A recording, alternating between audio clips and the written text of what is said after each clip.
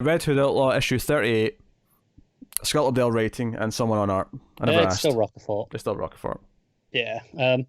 So remember when I had to read that Generation X? Uh, Yeah. um, yeah, I think Lobdell's trying to do that here. I think that's what this is supposed to be. To the point where the cover has uh, because that was all like the younger heroes being kind of trained in the school, right? And that was kind of that thing. Um, this cover has Jason lying there saying, "To me, my outlaws," and it's terrible. I'm just going to do Generation X again 20 Yeah, years later. doing it once wasn't bad enough, apparently. Um, It's pretty funny. yeah, there's two plots in this. Obviously, you got the subplot, which is actually where we start. It's a bit of Bizarro and Artemis. They're kind of back in their fortress or somewhere, I think. And basically, we actually open on Ma Gunn. She's lying in bed, and it's like, what's going on? And there's a big giant eye in her window, and it's clearly Bizarro. Uh, yeah, she's miniaturized in a bottle, like kind of Brainiac style. She's got like part of the city's in there with her, and they're like, "What the hell's going on here?" And they're just like, "Oh, don't know. We thought we left her in Gotham. We'll figure it out at some point." Actually, no. I'll quote Artemis. We'll probably figure this out. So real confidence going on between them. And also, I want to continue the gag of locations and the establishing panels, because the first two pages, there's nothing, and it's fine. And then when we actually cut to Bizarre and Artemis, it says somewhere between dimensions, and then the very next page is meanwhile on Earth, a Star Labs annex in Woodbury, Connecticut.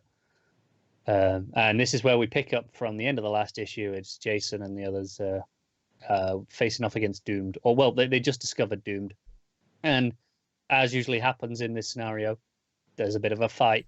Jason's all like, "Hey, let's go in as a team. There's a plan," and then I think Devour, I think is the one. It's just like, "Nah, screw this," and goes rogue and seems to take Doom down. And they're like, "Oh yeah, that's great, everyone." And then Doom gets up and screams, "Duped! You've all been duped." He's alive, and one of them actually goes, "What power?"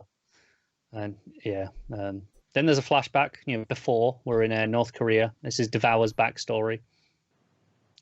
Um, in a hospital, eating technology. I don't really know why. It kind of doesn't make any sense. I don't really care because it's 2 pages and that's about it. Uh, then we have the rest of the team fighting Doomed. Yeah, it's what you expect. And then the DNA one. I think it's DNA. Kind of steps in between them. Is like, no, I got to all stop it. They when they touch Doomed, they kind of mind read them, kind of. I'm not really sure exactly. They're like, oh, we've been inside his head, and they're like, oh, he's innocent. He didn't kill all these guards. They were already dead. He's just eating them because that's what he does. Um, yeah, I the idea is Doomed turned himself into Star Labs because he was a kid who turned into Doomed and was like, they were supposed to try and help him, and then shit happened and they didn't. They kind of forgot about him, and then whatever happened killed these guards. And Jason's like, yeah, I knew, because they had like scorch marks on them. They'd been burnt or shot or something. And Jason's like, yeah, he's just eating them. And I'm like, well, why didn't you tell us? And he's like, well, because you needed to learn. We have another cut here in the middle of that, and it's somewhere in the middle of all that while it's being explained. After kind of at the end of the fight, before Jason's explaining that, we cut to the Block, the only privately held R&D facility in the center of the Earth, home of Dr. Shea Veritas, the smartest person in the world, and a world-class eavesdropper. Because as we've seen this, she's listening in on Jason teaching and kind of doing this stuff. But yeah, basically they explain that Doomed is not really a monster, and he starts shouting, and he says "mother" is the word he gets out, and they're like, "Yeah, what are you trying to say? What about her?" And then he gets out other monsters, and in pops a squad of monsters, and the lead one being Monster Arm. He's a guy with a monster arm, and then there's a bunch of others who do look a lot more monstrous, to be fair. Uh, and then they go off to start that fight, and then we finally cut back to Bizarro and Artemis. It's meanwhile back in that space between dimensions. They're having a bit of a talk. Bizarro saying he misses being smart. There's a bit of an accident, and well, it looks like there was an accident at first. The bottle that Guns in falls off the table and smashes, and they're like, "Oh, is she okay?" And I don't know, can't see her.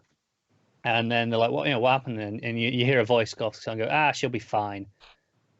And Pup, the Superman doll, is talking to them, and he's alive somehow or whatever. He's talking. He says, "Oh, she'll probably be fine. Don't look at me like that. I had a theory. I tried it out." So we're doing talking Pup Superman doll next time, apparently. Which, I mean, okay, sure. Yeah, it's a bit of a mess of an issue again. It kind of just doesn't really have an identity. I don't know where this whole Jason and the X-Men school has come from. It kind of just seems out of nowhere. Art's pretty nice. It's Rocafort. There's some really nice double-page spreads in here during the fight. There's one of Devour leaping up, because Devour has basically top half normal human head, and then the bottom half is like a cybernetic alien jaw, like huge teeth, giant tongue, but it's all robotic. It's kind of this blend, and it kind of unhinges like imagine like a snake unhinging its jaw to swallow something, and it kind of does that. And Rocafort makes that look pretty great in the middle of this fight, so I'll give it that.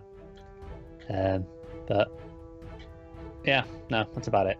It's not that great again. It's a solid 3.5.